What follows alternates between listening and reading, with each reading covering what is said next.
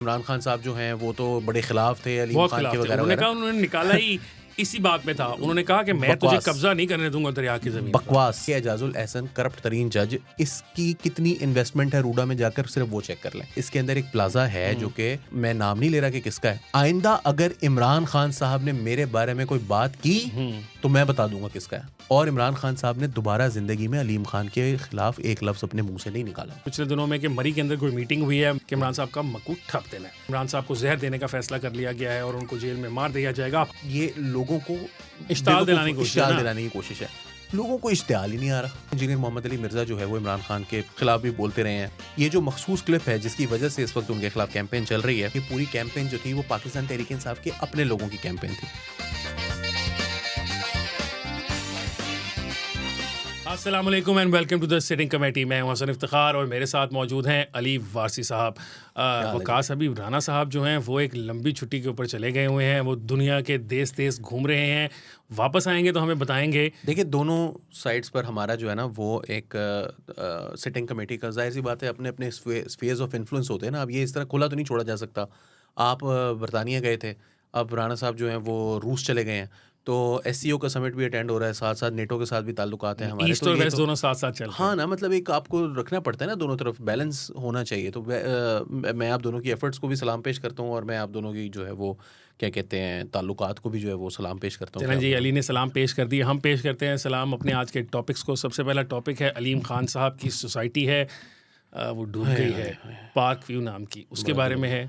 दूसरी हमारे पास जी खबर है वो ये है कि कोई मरी में मीटिंग हुई थी अली, उसके बारे में हम डिस्कस करेंगे कि बहुत ज़्यादा उससे खबरें आई, कत्लो गारत की, वहाँ पर कत्लो गारत की साजिशें और पता नहीं क्या क्या वाली। तो उसके बारे में नाज़रीन को बताएंगे कि कैसी मीटिंग होती है। हुआ शाम मीटिंग जो है वो किस तरीके से हो जाती है, ये तो मतलब सोचने वाली बात। और तीसरी जो हमारी है वो यही है जो अली ने बताया कि एससीओ की तरफ कोई एक चला गया, कोई दूसरी तरफ चला गया, तो पाकिस्तान को कट करने के लिए भारत जो है वो चाइना के साथ अपने मरासिम बढ़ाना चाहता है। तो अली सबसे पहले अलीम खान साहब से शुरू कर लेते हैं। करें। उनकी एक सोसाइटी है पार्क व्यू, ऑब्वियसली सबने वीडियोस वगैरह देख ली हैं कि वो काफ़ी हद तक उसके कुछ ब्लॉक्स जो हैं, सारी की सारी नहीं, हम ये भी क्लैरिफाई करते जाएं कि अगर 4 हिस्से हैं उसके, तो मेरा ख्याल है एक हिस्सा डूब गया हुआ है, 3 हिस्से उसके बच गए हुए हैं। वो पानी के अंदर है, वहाँ पे लोगों के घर बने हुए हैं। और अगर आपने फुटेजेस देखी होली पानी से पहले की भी, तो मैंने एक वीडियो देखी, वो किसी अंडर कंस्ट्रक्शन प्लाजा है उसके ऊपर से किसी ने बनाई थी। अभी ये पानी आया नहीं था, मतलब नज़र आ रहा था लेकिन अंदर एंटर नहीं हुआ था। तो उसमें उन्होंने दिखाया कि बिल्कुल दरिया के ऊपर, मतलब वो प्लाजा है, उससे कोई 2-4 प्लाट छोड़ के वो एक छोटी सी जो ब्लॉक्स की वॉल होती है और उसके पीछे रावी बह रहा है। ठीक। तो कोई शख्स भी जो वहाँ पर अगर एक दफ़ा गया होता तो ख्याल तो ये ज़रूर आता कि कभी ना कभी इस दरिया में पानी आएगा। मेरा ख्याल है सारे लोग जो है ना रावी को बड़ा ईजी ले गए। ठीक। और अलीम खान साहब भी ले गए। अब सवाल ये है कि क्या उनकी सोसाइटी के ये जो प्लॉट्स हैं वो इलीगल हैं? हसन, क्या वो LD अप्रूव्ड है?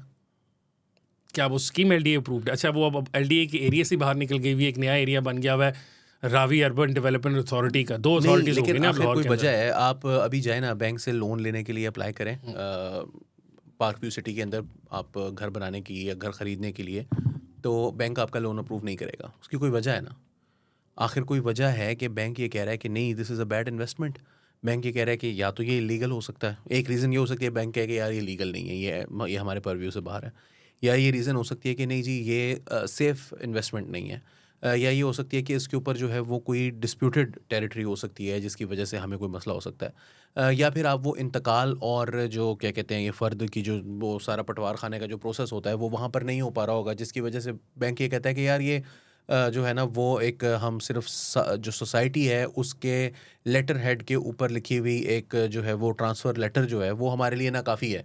तो आखिर कोई वजह है ना कि बैंक कह रहा है कि नहीं जी हम यहाँ पर हमने नहीं करना। अच्छा, तो ये जो बैंक ये कह रहा है सारा कुछ, इसके बावजूद भी लोग खरीदते जा रहे हैं, मतलब ये तो मेरे लिए रेड फ्लैग है। अगर मैंने खरीदनी हो कोई चीज़ और मुझे पता चले कि मेरे लाहौर के अंदर बहुत सारी सोसाइटीज़ हैं।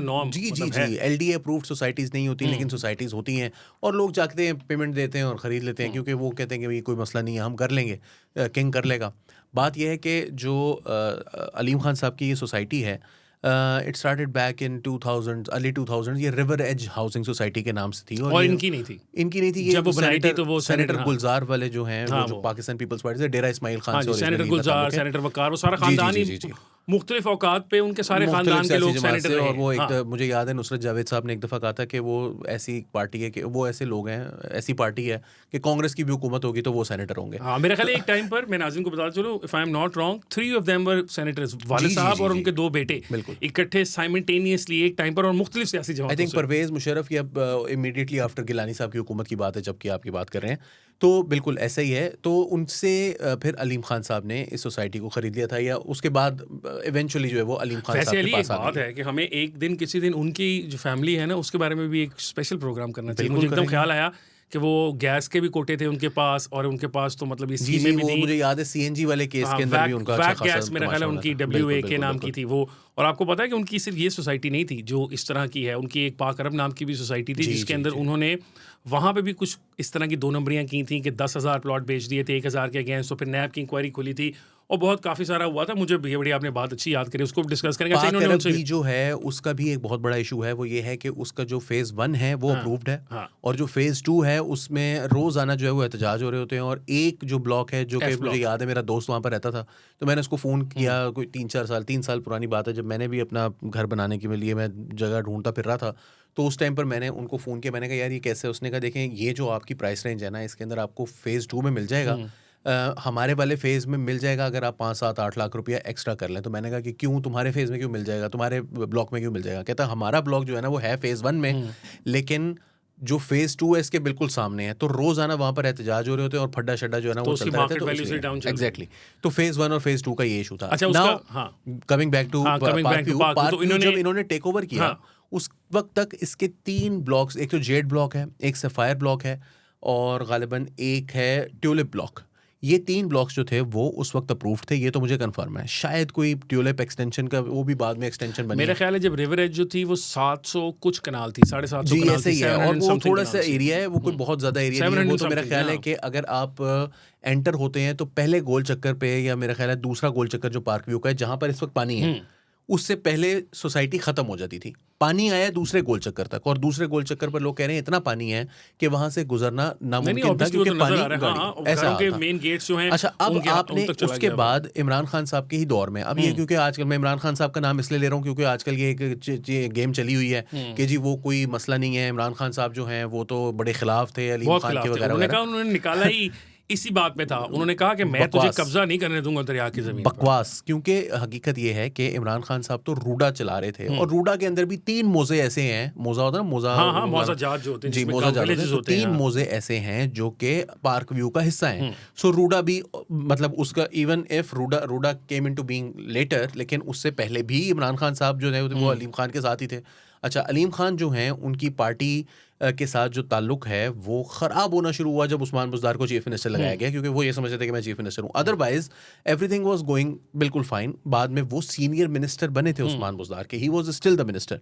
मुझे आज भी याद है कि जो मुल्तान रोड के ऊपर वो जो राउंड अबाउट है जो कि अलीम खान की सोसाइटी को जाता है पार्क व्यू को, उस राउंड अबाउट से ज़ाहिर है आप खुद ही अंदाज़ा लगाएं हसन कि आप पीछे से आ रहे हैं, ठोकर से आ रहे हैं, उनमें से कितने लोग हैं जो कि पार्क व्यू को जा रहे होंगे और कितने लोग हैं जो मुल्तान रोड पर आगे जा रहे होंगे। आपका अंदाजा अब क्या है? मुल्तान रोड पर ज़्यादा होंगे ना, ऑब्वियसली जो मुल्तान रोड है। हाँ।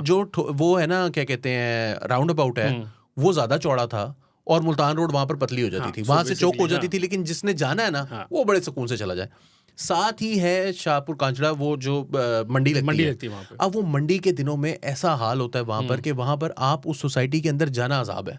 ठीक है, या तो आप रॉन्ग आए दूसरी साइड से तो फिर तो पॉसिबिलिटी है, लेकिन अगर आप सही गाड़ी चलाते हुए बगैर चलान के डर के अगर आप वहाँ से आ रहे हैं, तो मैं एक दफ़ा फंसा हूँ तकरीबन 4.5 घंटे, और ये मैं रात के 12 बजे से लेकर सुबह 4:30 बजे तक की बात कर रहा तो हूँ। उस टाइम पे ठीक तो है, बस मैं लगी ऑफिस हाँ। से निकला था, हाँ। हमारा ऑफिस आपको पता है हाँ, जौहर जी, जी, टाउन में बिल्कुल, था, जौहर टाउन मैं में जौहर टाउन से वहाँ जा रहा था और 4.5 घंटे में फंस के सुबह फजर की अजानों के बाद में जाके वहाँ पर पहुँचा हूँ।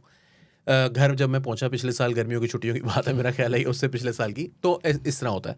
अच्छा, ये जो सोसाइटी के अगले ब्लॉक्स हैं, प्लाटिनम ब्लॉक है, डायमंड ब्लॉक है, ओवरसीज़ ब्लॉक है, गालिबन ट्यूलिप एक्सटेंशन है, और फिर कुछ एरिया है जो कि उससे आगे प्लाटिनम से आगे दरिया के साथ जो है वो करीब, ये सारा का सारा एरिया जो है वो रिवर बेड का हिस्सा है। बेशक वहाँ पर पानी नहीं आता था, बहुत सालों से नहीं आ रहा था। वो खान साहब की जो मशहूर मारूफ वीलॉग है जिसमें उन्होंने वहाँ जाके लोकेशन से वीलॉग किया है कि मैं यहाँ पर एक सोसाइटी बनाने जा रहा हूँ बड़ी, और ये कोई सोसाइटीज नहीं है, ये कोई प्राइवेट हाउसिंग सोसाइटीज नहीं है, ये पूरा शहर बनने जा रहा है सिर्फ प्राइवेट हाउसिंग सोसाइटी। वो रियल एस्टेट के वो एजेंट लग रहे थे। तो वो जो रियल एस्टेट एजेंट ही वो कर रहे थे, वो भी दरिया के उस जगह पर, जिस जगह पर इमरान खान साहब खड़े हुए थे, अगर आज वहां पर वो खड़े हुए हों तो वो खड़े नहीं होंगे, वो बह चुके होंगे, पार्क व्यू के करीब मिलेंगे। अच्छा अली, मैं एक सवाल आपसे पूछ लूं। आपने बताया कि इन्होंने एक्सपैंड कर लिया, दरिया के बेड में चले गए, उसको कच्चा भी कहते हैं, बेट भी कहते हैं, मतलब हमारे ज़बान में कहा जाता है। अब मैं नाज़रीन को ये बता दूं वैसे कि वो ज़मीनें लोगों की मलकियत होती हैं, ये नहीं होता, मतलब उसमें काफ़ी जगह ऐसा होता है कि वो दरिया के अंदर की रिवर बेड के अंदर बहुत ज़मीन सरकार की भी होती है, लेकिन उसमें प्राइवेट मलकियतें भी होती हैं। और मुझे इसलिए पता है क्योंकि हमारी अपनी कुछ एग्रीकल्चर लैंड है जो चनाब के अंदर बेट की ज़मीन है, या समझ लें कच्चे की ज़मीन है, तो है तो वो हमारी मलकियत, लेकिन ऑब्वियसली वो दरिया के अंदर है, तो अब हम उस पर कंस्ट्रक्शन तो नहीं कर सकते। सही। अब ये एक सवाल यहाँ पे है कि जब 2024 का इलेक्शन हुआ, उसके फ़ौरन बाद वो एक नोटिफिकेशन सारे दिखाते हैं कि उसके फ़ौरन बाद शायद इनको इजाज़त दी गई, इनकी जो स्कीम थी उसको रूडा की तरफ से, कि हाँ भाई आप यहाँ पे जो मर्जी कर लें। अब ठीक है। अब सारे लोग ये कह रहे हैं कि उससे पहले तक रियासत जो थी या रियासती इदारे थे वो इनको रजिस्ट करते रहे, लेकिन मरीम नवाज साहिबा जो हैं जब वो आईं तो उन्होंने आकर इनको आउट ऑफ द वे जाके कोई फेवर दी, जिसकी वजह से ये इन्होंने ये जो भी था वो किया, और अब इनका जो काम है सारा, जो ख़राबी की जिम्मेदार वो साज़बाज है। तो इसके बारे में आप क्या कहोगे? Ruda as an authority, Ravi urban development authority कब कायम हुई थी? वो हुई थी 2021 के अंदर, 2020-21 की बात है। जनवरी 2022 में एक फैसला आया लाहौर हाई कोर्ट का, और उस हाई कोर्ट के फैसले के अंदर ये कहा गया कि ये जो जगह है ये दरिया की ज़मीन है। दूसरी बात यह है कि जो लाहौर का मास्टर प्लान है वो इसको सपोर्ट नहीं कर सकता, क्योंकि लाहौर का मास्टर प्लान जिसके अंदर एक मखसूस एरिया जो है, यानी मखसूस से मुराद एक मखसूस परसेंटेज ऑफ एरिया जो है वो ग्रीन होना ज़रूरी है, और लाहौर का मास्टर प्लान ही नहीं बनता था अगर उस ग्रीन एरिया को आप जो है वो हाउसिंग सोसाइटीज़ में कन्वर्ट करते हैं। लाहौर की जो वेजिटेबल्स हैं उसकी ज़रूरियात में इस ग्रीन एरिया का बहुत बड़ा कंट्रीब्यूशन है, क्योंकि यहाँ से बनती है, तो अब अगर आप यहाँ से नहीं लेंगे तो फिर आप जाहिर है कि ओकाड़ा से कहीं से कसूर वगैरह से आप मंगवाएंगे तो वो अच्छी खासी महंगी पड़ेगी आपको, जो ट्रांसपोर्टेशन का खर्चा है वगैरह। ये जो society Ravi urban development authority के खिलाफ जो लाहौर हाई कोर्ट का फैसला आया, इसको ओवरटर्न करवाने के लिए कौन गया था? Supreme court. इमरान खान साहब, वो जो भी आपने वीडियो बताई थी, उसी वीडियो के अंदर उन्होंने कहा था कि मैं सुप्रीम कोर्ट से कहता हूँ। और कौन लोग थे जिन्होंने उसको ओवरटर्न किया फैसले को? हाँ, बहुत अच्छी बात है। वो थे जस्टिस एजाजुल एहसन साहब थे, और उनके साथ कोई थे मेरे ख्याल से उसके चीफ जस्टिस मज़ाहिर अली नकवी, और उसके चीफ जस्टिस साहब जो थे वो गुलजार साहब थे। वो जाने वाले थे, आखिरी दिन थे उनके। वैसे नहीं, बंदयाल साहब थे आई गेस। नहीं, मेरा ख्याल है, मुझे लगता है कि वो गुलजार साहब के आखिरी दिन थे। गुलजार साहब, क्योंकि मुझे दोनों से ही मेरे हाथ जुड़े, क्योंकि वो कुछ कनेक्शन भी है ना, कि वो गुलजार साहब का भी इमरान खान के साथ एक डायरेक्ट कनेक्शन भी बनता है। वो मिडिल में एक उनके दामाद हैं, उनके दामाद हैं जो खान साहब के वकील भी हैं, और वो तो मेरा ख्याल है कि वो उसके। अच्छा, अब आपको मैं इससे एक स्टेप आगे चलते हैं ना। अभी आपने एक नाम लिया था सोसाइटी का जो कि मुकम्मल तौर पर सबमर्ज हो गई, जो कि रूडा की ही सोसाइटी है। हाँ, यही नाम क्या है उसका? उसका नाम है metro city, Lahore metro city उसका नाम है। और वो भी मेरा ख्याल है उसके अंदर भी मजे की बात है कि सोसाइटी थी, वो है थीम पार्क सोसाइटी, एक और सोसाइटी है। अच्छा, उसकी स्मार्ट सिटी। अब आप जरा मुझे ये बताएं कि मज़ाहिर अली अकबर नकवी साहब जो हैं, इनको जब इनके ऊपर वो सुप्रीम जुडिशल काउंसिल का केस था, तो एक बंदे ने आकर इनके खिलाफ गवाही दी थी। वो स्मार्ट सिटी के मालिक थे। और उन्होंने क्या गवाही दी थी? उन्होंने कहा था जी इनकी कोई पेमेंट थी, जो कि उन्होंने कहा था जी आप उसकी तरफ से कर दे। तो जो वो गुलबर्ग में उन्होंने एक मकान खरीदा था, वो 5-5.5 करोड़ रुपए का, तो उन्होंने कहा जी आप पेमेंट कर दें उधर, तो हमने उनके लिए पेमेंट की थी, राइट? तो ये जो, और फिर उन्होंने तो उनको तो फारिग किया गया, और उनके खिलाफ करप्शन का केस आ गया था, उन्होंने इस्तीफा भी दे दिया, लेकिन काजी फैज़ ने कहा मैं छड़ना नहीं है इनू, उन्होंने उनके खिलाफ फैसला दिया। मगर एजाजुल एहसन साहब जो हैं वो जान से आगे भाग गए अपना केस फाइल होने से पहले। अब अब्दुल कयूम सिद्दीकी साहब ने वीलॉग के अंदर ये बात परसों की है, जिसमें उन्होंने ये कहा है कि एजाजुल एहसन करप्ट तरीन जज, इसकी कितनी इन्वेस्टमेंट है रूडा में जाकर सिर्फ वो चेक कर लें, और इसके बच्चों की क्या इन्वेस्टमेंट है। एक और बात आपको बताता चलूँ, इमरान खान साहब का एक पॉडकास्ट बड़ा मशहूर हो रहा है आजकल, जिसके अंदर उन्होंने कहा कि जी जो आपने अलीम खान का जिक्र किया ना कि जी वो तो नहीं दे रहे थे, और वो फिर वो मैंने इसलिए उसको पार्टी से निकाला। अगले दिन अलीम खान ने एक वीडियो बयान जारी किया था ठीक है, उसके अगले दिन ही ना, उसके किया अगले था दिन ही। बिल्कुल। और अलीम खान साहब ने उसके अंदर ये कहा था कि जी मैं वो जो अपनी सफाई देनी होती है कि जी मेरी तो एक एक चीज़ जो है वो पेड फॉर है और मैंने एक मरला भी कब्जा नहीं किया हुआ ज़मीन को वगैरह वगैरह। And then he goes on to say कि रूडा के जो सारी ये बन रहा है इसके अंदर एक प्लाजा है जो कि मैं नाम नहीं ले रहा कि किसका है, हाँ, और आइंदा अगर इमरान खान साहब ने मेरे बारे में कोई बात की तो मैं बता दूंगा किसका है। तो वो किसका है? इमरान खान साहब ने आज तक नहीं बताया, और इमरान खान साहब ने दोबारा जिंदगी में अलीम खान के खिलाफ एक लफ्ज अपने मुंह से नहीं निकाला। ठीक है, ठीक है। तो द थिंग इज कि ये, और just to be clear, Ruda Maryam Nawaz का भी उतना ही प्रोजेक्ट है जितना अलीम खान का या इमरान खान का या उस्मान बुज़दार का या उनके बड़ों का है, इन सब के बड़ों का है। मरियम नवाज ने कहीं भी अलीम खान के किसी प्रोजेक्ट को रोका नहीं है, रूडा को कहीं भी रोका नहीं है। ठीक है, हाँ उस तरह वीलॉग्स नहीं किए उसके हक में आके, मगर कहीं पर रोका नहीं, नंबर 1। नंबर 2, बहुत इंपॉर्टेंट बात है, जो तीसरी एक जमात भी है बहुत पाकिस्तान की, फॉर्मर रूलिंग पार्टी है, पंजाब के चीफ मिनिस्टर 2 मरतबा रह चुके हैं, परवेज इलाही साहब। परवेज इलाही साहब को इमरान खान साहब ने ये कहा कि हम अपनी पंजाब की जो असेंबली है इसको डिसॉल्व करने जा रहे हैं। परवेज इलाही ने कुछ दिन एक्स्ट्रा लिए उस असेंबली को डिसॉल्व करने के लिए। आप अब जरा ये याद करें कि ये जनवरी 2022 की मैं बात बता रहा हूँ कि लाहौर हाई कोर्ट का फैसला, उस फैसले के अंदर ये लिखा गया कि लाहौर का मास्टर प्लान इजाजत नहीं देता कि यहाँ पर कंस्ट्रक्शन हो हाँ, सके। तो उन्होंने मास्टर प्लान चेंज कर सो दिया। दे change the master plan and the last document on the last day of his chief ministership 17 जनवरी 2023 को आखिरी दिन उन्होंने ये डॉक्यूमेंट साइन किया, जिसके मुताबिक लाहौर का जो मास्टर प्लान है वो चेंज हो गया। और उस वक्त ये बात सामने आई थी कि मुनस इलाही से ये बात हुई, और ये बात हुई और 20 अरब रुपए का एक फिगर मुबैना तौर पर सामने आया कि जी इतने में डील जो है वो तय हुई है, और मुनस इलाही ने कहा है कि आप जारी रखें। क्योंकि मुझे ये भी याद है कि रूडा के जो अथॉरिटी के चेयरमैन साहब थे ना, या डिप्टी साहब थे, उनसे किसी ने, एक बंदे ने पूछा था, नया दौर से किसी ने उनसे पूछा था एक रिपोर्ट के लिए, और उनसे ये सवाल ये किया था कि भाईजान आप ये बताइएगा कि ये आपने जो वीडियो जारी की है फैसला आने के बाद, इसके अंदर आप ये कह रहे हैं कि ये काम हो रहा है, वो हो रहा है, फलाना हो रहा है, धमाका हो रहा है, तो ये तो लाहौर हाई कोर्ट का जो ऑर्डर है उसकी वायलेशन में आप कर रहे हैं, ये आपने कैसे कर दिया? तो उन साहब ने जवाब दिया कि वो तो देखें हमारा अपना काम है, हम जारी रखेंगे, और वो तो सुप्रीम कोर्ट हमने जाना है, उसके खिलाफ हम केस जो है वो करेंगे। तो यानी सुप्रीम कोर्ट से उनको यकीन था कि रिवर्ट हो जाएगा, यानी उन्होंने काम जारी रखा। यकीन क्या था, मैं आपको सुप्रीम कोर्ट की भी कहा। अच्छा, पहली बात तो ये कि लाहौर हाई कोर्ट ने कहा था कि ये अनकॉन्स्टिट्यूशनल स्कीम है, यानी कि गैर आईनी, और अभी भी उसके ऊपर चूंकि स्टे है, लेकिन लास्ट फैसला लाहौर हाई कोर्ट का है, तो टेक्निकली ये अभी भी अनकॉन्स्टिट्यूशनल बिल्कुल, ही है। इसको इस वक्त स्टे पे होना चाहिए, स्टे पे होना काम चाहिए, नहीं हो ठीक है। सकता अच्छा, यहाँ पे। हुआ ये जो आपने मजे की बात बताई वो बिल्कुल ऐसे हुआ। जब भी केस गया उनके सामने, वो जो दो मोअज़्ज़ज़ जज साहबान का आपने नाम लिया, तो जो पंजाब से एडवोकेट जनरल साहब पेश हुए जो केस प्लीड कर रहे थे, वो सही तरीके से प्लीड नहीं कर पा रहे थे। तो जज साहब ने कहा आप ठहर जाएं, यानी वो कहते हैं ना होल्ड माई बियर, उन्होंने कहा आप ठहर जाएं, आप सही तरीके से, और ये है मतलब अदालती रिकॉर्ड का हिस्सा है ये बातें। उन्होंने कहा कि आपसे जो है ना ये सही तरीके से प्लीड नहीं अपना केस हो पा रहा, हम आपको बताते हैं कि आप असल में कहना क्या चाह रहे हैं। मतलब आप ये देखें कि जज साहिबान जो थे वो इतने वहाँ पर तैयार बैठे हुए थे, उन्होंने कहा आपको नहीं समझ आ रही कि कहना क्या है, मैं आपको बताता हूँ क्या कहना है, और उसके अंदर उन्होंने दे दिया। वैसे उन्होंने ये पाबंद किया था रूडा को कि रूडा मज़ीद जो है लैंड एक्वायर नहीं कर सकती, जो एक्वायर की है सिर्फ उसी के ऊपर काम कर सकती है। उस वक्त सिर्फ तकरीबन मेरा ख्याल है 1000 एकड़ के आसपास की एक्विजिशन हुई थी, बाकी अभी इन प्रोसेस थी। किसी ने रूडा ने उसका ख्याल नहीं किया, रूडा अभी भी एक्वायर करती रही ज़मीन, और ये ऑब्वियसली बांटती रही। हम अगले टॉपिक की तरफ चलते हैं, ज़रा मैं इसको ख़त्म कर रहा हूँ, लेकिन एक बात मैं सिर्फ यहाँ बताता चलूँगा कि जो ये रूडा का सारा प्रोजेक्ट है, अलीम खान साहब उसका एक पार्ट है, उसका एक नंबर है। मतलब अगर 10 लोग हैं तो उनमें एक पार्टनर अलीम खान साहब भी होंगे, उसके अंदर 9 पार्टनर और भी हैं, और ये सिर्फ और सिर्फ लोगों को एनरिच करने की स्कीम है। इसके अंदर ये लाहौर की जो है सारा कुछ, आप खुद बताओ यार कि अगर आप पानी के रास्तों के ऊपर कंस्ट्रक्शन कर दोगे तो फिर आप कितनी झीलें बना लोगे, कहाँ पानी को ले जाओगे? अगर इस तरह का पानी दोबारा आ जाएगा तो कैसे उसको रोक लोगे? ग्रीन एरियाज़ पे घर बनाए जाओगे, पानी जो है ज़मीन से निकालने वाला, वो कहते हैं ज़मीन से पानी बहुत ज़्यादा रिचार्जिंग हो जाएगी।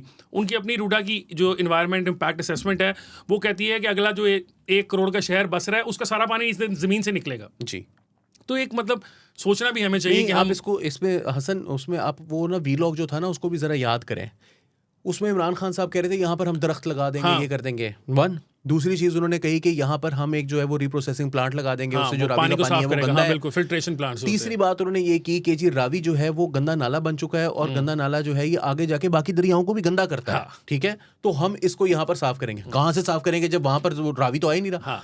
ये असल में ग्रीन वॉशिंग जिसको कहते हैं ना, आज एक नया एक टर्म है कि क्लाइमेट के नाम से जो है ना उसको ग्रीन वॉश करने के लिए इसको स्कीम को जो है वो करा। और फिर खान साहब, यार मेरी बात सुने, इमरान खान साहब की पूरी जो गवर्नमेंट है उन्होंने अपने मुंह से वीलॉग किया है, एक और वीलॉग, उसके अंदर उन्होंने ये कहा कि फर्क होगी कि ये लोग कह रहे हैं कि जी उसकी तो 18 करोड़ की टोटल जायदाद थी, ये 96 करोड़ तक कैसे पहुंची। तो मैं बताता हूँ, फराग होगी ने बहुत ज्यादा मेहनत की है पाकिस्तान में पिछले 3 साल में। रियल एस्टेट में जितना लोगों ने पैसा कमाया इतना तो दुनिया में तारीख में किसी ने कभी कमाया ही नहीं। तो फराग होगी इस तरह कमा रही है। पूरा जो उनका दौर था उसके अंदर उन्होंने रियल एस्टेट माफिया को मुकम्मल छुट्टी दिए रखी। किस चीज वो की? चलाता था। अरे साहब, उनको मुसलसल टैक्स एमनेस्टी मैं तो हैरान, खाली टैक्स एमनेस्टी नहीं दी ली, मैं तो हैरान हो रहा हूँ कि वो SM इमरान साहब थे, वो उस जमाने में LDA के चेयरमैन हुआ करते थे। उनका भी ट्वीट मेरी नज़र से गुजरा, उन्होंने कहा ये अलीम खान की सोसाइटी हमारे सामने भी आई थी और हमने इसको रिफ्यूज़ कर दिया था, और वो बड़े फन्ने खान बन रहे थे। इमरान खान साहब के उस सूबाई दौरे हुकूमत में जब बुज़दार साहब चीफ मिनिस्टर थे, पंजाब के अंदर एक ऑर्डिनेंस पास करके उसके तहत एक कमीशन बनाया गया जी। जो कमीशन का काम ये था कि वो इलीगल हाउसिंग सोसाइटीज़ जो थी सूबे के अंदर उनके मामलात को देखेगी। और आपको मैं बताऊं कि लाहौर सिर्फ के अंदर तकरीबन 200 ऐसी इलीगल सोसाइटीज़ थी जिनको लीगलाइज़ किया गया। उसके अंदर जो माल कमाया गया और वो लीगलाइज़ कैसे किया गया, उनकी जो कमियां थी, खामियां थी, सब कुछ थी, उसको पूरा करा दिया गया कागज़ों के तहत और उसमें पैसे खाए गए। ये सब कुछ भी SM इमरान साहब के होते हुए ही हुआ। तो एक शख्स जो कि एक बहुत बड़ी चोर बाजारी का खुद जिम्मेदार था और वो सिर्फ अपनी सियासी पॉइंट स्कोरिंग करने के लिए अलीम खान साहब को रगड़ने आ गया। हम ये नहीं कह रहे हैं कि अलीम साहब की सोसाइटी को ठीक है, हम ये कह रहे हैं कि रूडा की सारी सोसाइटियां गलत हैं। बिल्कुल। और ये रियल एस्टेट माफिया का जो तमाशा है इस मुल्क में बंद होना चाहिए, लोगों को रहने का भी मौका मिलना चाहिए। भाई मैं तो यहाँ तक कहूँगा कि अलीम खान साहब जो हैं वो इसका एक बहुत बड़ा हिस्सा है। अलीम खान उस वक्त भी प्रोविंशियल गवर्नमेंट का हिस्सा थे, अलीम खान इस वक्त भी प्रोविंशियल गवर्नमेंट का हिस्सा है। तो अलीम खान जो हैं वो उतने ही जिम्मेदार हैं, इमरान खान उतने ही जिम्मेदार हैं, मरियम नवाज उतनी जिम्मेदार है और दीगर जो ये। और इसमें याद रखें कि पाकिस्तान के अंदर प्रॉपर्टी का बिजनेस नहीं हो सकता विदाउट अ सर्टेन इंस्टीट्यूशंस जो कि अब हम उसको इंस्टीट्यूशन कहते हैं, वैसे वो महकमा है, ठीक है। तो इंस्टीट्यूशन ही ठीक है यार, तो जो महकमा है उसकी अप्रूवल के बगैर पाकिस्तान के अंदर रियल एस्टेट का काम नहीं होता और इसमें महकमे की बहुत ज्यादा वो ख्वाहिश भी शामिल थी। अच्छा, अब हम अगली खबर की तरफ चलते हैं। खबरें आती रही पिछले दिनों में कि मरी के अंदर कोई मीटिंग हुई है। मियां नवाज शरीफ साहब, आपको पता है छांगला के लिए के अंदर है, मरी तो खैर नहीं है, वो खैबर पख्तूनख्वा है वैसे। मियां साहब वहाँ पे हैं, मरीम साहबा जो थी जापान से आई थी तो और या थाईलैंड से आई थी, दोनों जगह कहीं गई हुई थी, वहाँ से वापस आई थी तो सीधी वहाँ चली गई थी, वहाँ जाके मुलाकात हुई। जो खबरें वहाँ पे आई, अच्छा मज़े की बात है, जो खबरें बाहर निकली वो सारी की सारी तहरीक इंसाफ से मोहब्बत रखने वाले जो सहाफ़ी हैं उनके थ्रू निकली और वहाँ से मुख्तलिफ तरह की आई। एक तो ये था कि फ़ैसला इमरान खान साहब के बारे में कुछ किया जा रहा था शायद कि इमरान साहब का मकू ठप देना है। और उसके बाद फिर ट्वीटें की गई कि अगर इमरान साहब को जहर देने का फ़ैसला कर लिया गया है और उनको जेल में मार दिया जाएगा। आप हंस रहे हो यार, उन्होंने ये बातें की और आप आगे से उसका मैं इसलिए हंस रहा हूँ कि मैंने ना इसके ऊपर एक पूरा वीलॉग किया हुआ है जिसके अंदर मैंने बताया था कि कितने मौके पर अब तक इमरान खान साहब को जहर दिया जा चुका है, ठीक है। जिनमें से एक तो ये थी कि कासिम सूरी साहब जो कि फॉर्मर स्पीकर, डिप्टी स्पीकर थे कौमी असेंबली के, उन्होंने यहाँ तक कहा था कि इमरान खान साहब को जहर दिया जा चुका है। उनके कमरे में एक जहर छिड़क दिया गया है जिसकी वजह से उनका दिमाग जो है वो ख़राब हो जाएगा, उलट जाएगा। और मैंने ये उस वक्त फेसबुक पर भी लिखा था, बल्कि मुझे याद है कि मुझे लगता है कि ये जहर जो है ये कासिम सूरी के कमरे में छिड़का गया क्योंकि इसका दिमाग ख़राब हो चुका है। अच्छा अली, मुझे बताना यार, ये जो लोग खबरें इस तरह की करते हैं, पहली बात तो मुझे बताओ कि ऐसा पॉसिबल है कि अगर इमरान खान साहब को मारने की प्लानिंग की जा रही है कहीं पे, ठीक है, और वो उनके मुखालफिन ऑब्वियसली कर रहे हैं, तो उनके मुखालफिन इतनी बड़ी सीक्रेट बात जो है वो ये तहरीक इंसाफ से शगफ रखने वाले या मोहब्बत रखने वाले यूट्यूबर या सहाफ़ियों को दे देते हैं और फिर वो आके बार बताते रहते हैं। पहले तो मुझे ये बताइए, इनके पास क्या वो है गिदर सिंगी कि ये अपने मुखालफिन से या इमरान खान के कत्ल की साजिश का भी पता करा के निकाल लाते हैं? मतलब वो क्या है, वो कोई नशे के अंदर होते हैं यार, वो वहाँ बैठे होते हैं, उनके साथ बैठ कर टेबल के नीचे बैठे होते हैं, वो साजिश के अंदर मौजूद होते हैं, वो वहाँ पर नहीं। इनका ये दावा ये है, देखें थ्योरी है, ठीक है, वो थ्योरी ये है कि ISI को सब कुछ पता होता है, हर जगह पर वो मौजूद होती है। तो ISI के अंदर कुछ खामोश सोल्जर हैं, साइलेंट सोल्जर, राजा वाली कहानी ना, जी, उसके खामोश उसके जरिए इनको पता चलता है। अक्सर ऐसा मैंने देखा है कि जो साजिशें होती हैं वो 3-4 लोग मिलकर करते हैं, लेकिन वहाँ पर अगर एक जो है वो बग हो मौजूद, वो कमरा बग्ड हो, तो उस सूरत के अंदर ज़रूरी नहीं है कि उनमें से कोई बंदा आके बाहर बताए, मगर वो आदिल राजा तक बात पहुँच सकती है और फिर पाकिस्तान तहरीक इंसाफ पूरी के अंदर पहुँच सकती है, क्योंकि आदिल राजा को बताना जो है वो पाकिस्तान तहरीक इंसाफ को बताना है। मगर ये थ्योरी में बुनियादी तौर पर जो फ्लॉ है वो ये है कि भाई आपने अपनी आंखों से देखा है कि मियां मोहम्मद नवाज शरीफ साहब जो हैं वो जब उनको बीमार हुए थे वो और प्लेटलेट्स उनके गिरे थे, तो उस टाइम पे गवर्नमेंट के हाथ पांव फूल गए थे, वो भी 1 पेज की गवर्नमेंट थी, तो उन्होंने ये कहा कि यार ये ना मरमरा जाएगा और हमारे पे पड़ जाएगी बात सारी, इसको यहाँ से निकालो। इस वजह से इमरान खान साहब की हुकूमत ने खुद ये लिख कर दिया अदालत को कि ठीक है जी आप इनको जाने दीजिए, ये कैबिनेट का फैसला था। और मियां साहब और के मियां जो साहब जो है वो सपोर्टर्स वहाँ से थे निकल वो गए। तो इतने जैंगो भी नहीं थे ना जितने तहरीक इंसाफ के जैंगो सपोर्टर्स हैं। तो वो जेंगो शेंगो क्या, खान साहब को मुझे कुछ तो हो याद गया। है मैंने सर्विसेज हॉस्पिटल में मियां साहब एडमिटेड थे, मैंने कहा कि यार जाके देखते हैं वहाँ पर क्या सूरत हाल है, तो मैं गया, मैंने जाके सर्विसेज हॉस्पिटल के बाहर से एक जो है वो फेसबुक लाइव भी किया। उसके अंदर वो बेचारे जो कुछ थे, कोई मेरा ख्याल है कोई 30 बंदा भी नहीं होना होते, ठीक है। और एक मुझे याद है कि एक मीटिंग हुई 180H लाहौर के अंदर, जिसके अंदर जो है वो पंजाब के और पाकिस्तान के जितने MNAs और MPAs टिकट होल्डर्स चाहे जीते चाहे हारे, उन सबको बुलाया गया। 180H में एक मीटिंग हुई और वहाँ पर एहसन इकबाल साहब ने खड़े होकर यह ऐलान किया कि अब हम यहाँ से सर्विसेज हॉस्पिटल जाएंगे, और वहाँ से मॉडल टाउन से सर्विसेज हॉस्पिटल 5-7 पहुँचे, और उनमें से भी जो लोग थे वहाँ पर मीडिया वाले अगर उनसे बात कर रहे थे तो उन्होंने बयान दिया और चले गए। कुछ लोग ऐसे थे जिनसे मीडिया वालों ने बात नहीं की, वो बगैर बयान दिए ही चले गए।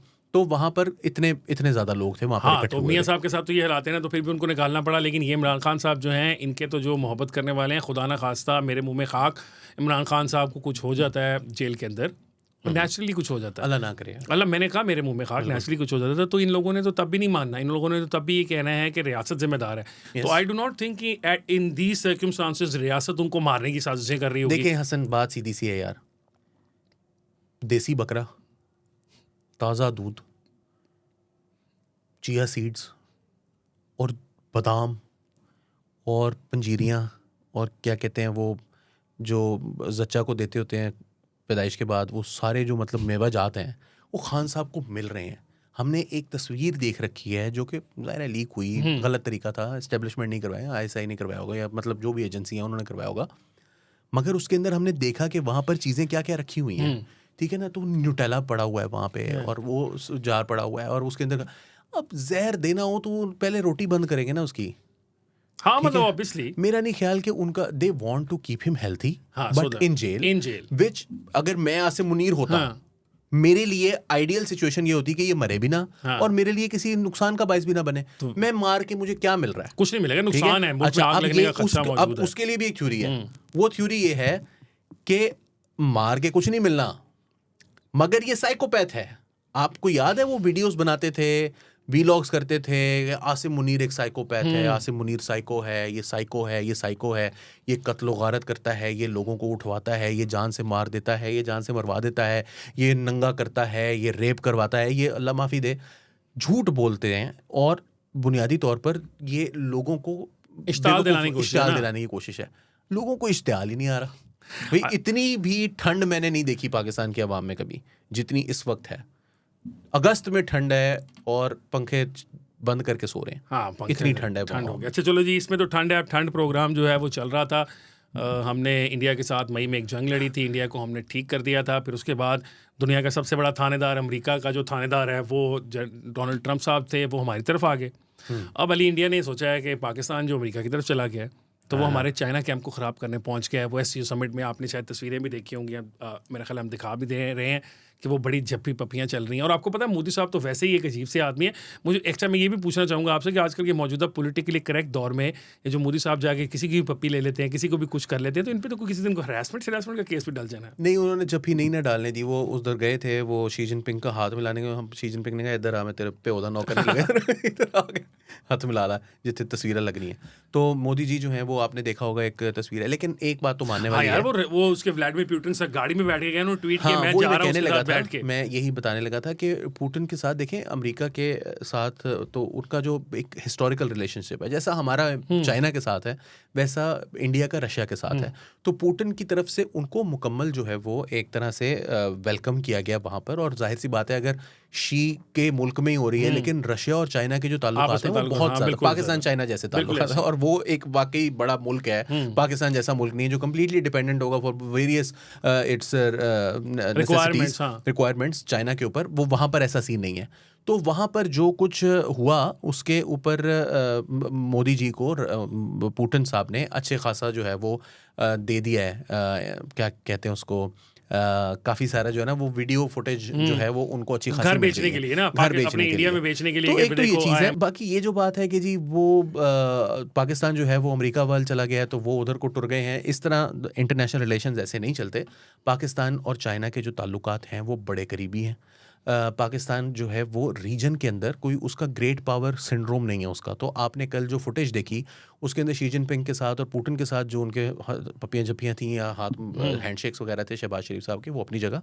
बट आपने अलीयव के साथ उनको देखा नहीं, वो ऊंची ऊंची आवाज में झप्पियां डाल रहे थे जिसमें सिर्फ शहबाज शरीफ जो है वो क्या कहते हैं नहीं हंस रहे थे, वो भी क्या लगा रहा हाँ, था। वो आपस में मुझे लगता है वैसे वो आपने लुकाशेंको के साथ उनको देखा, आपने अर्दवान के साथ देखा जिसमें शहबाज शरीफ साहब जो है वो सीधे खड़े हुए हैं और अर्दवान उनके साथ जो है वो जफ्फी डाल के खड़े हुए हैं। सो पाकिस्तान का एक अपना रीजन का हिसाब से उधर चलता है। लेकिन वो उन्होंने, हाँ आपने कहा ठीक है, लेकिन वो ये कह रहे हैं कि तहरीक इंसाफ वालों की इस पे भी कुछ एतराज़ात है। मुझे एकदम ख्याल है कि उनकी भी बयान करने हैं ज़रूरी। सबसे बड़ा एतराज उनका ये है कि ये तो है ही फॉर्म 47 का प्राइम मिनिस्टर। हाँ, और उन्होंने कहा कि ये देखें, उन्होंने वो पिक्चर थी ना जिसमें शीपिंग और वो मोदी और पुतिन का हाथ वाली है, तो वो कह रहे थे कि अगर यहाँ पे आज इमरान खान होता तो चौथा हाथ उसका होता है यहाँ। हाय मोदी के हाथ में हाथ होता है। हाँ, मोदी के हाथ में हाथ होता है, चारों हाथ। प्रोग्राम का हमारा वक्त ख़त्म हो रहा है, लेकिन हम ज़रा थोड़ी सी बात करना चाहते हैं। लास्ट जो हमारा प्रोग्राम था ट्यूसडे का, उसमें हमने इंजीनियर मोहम्मद अली मिर्ज़ा साहब के बारे में कुछ गुफ्तगू की थी।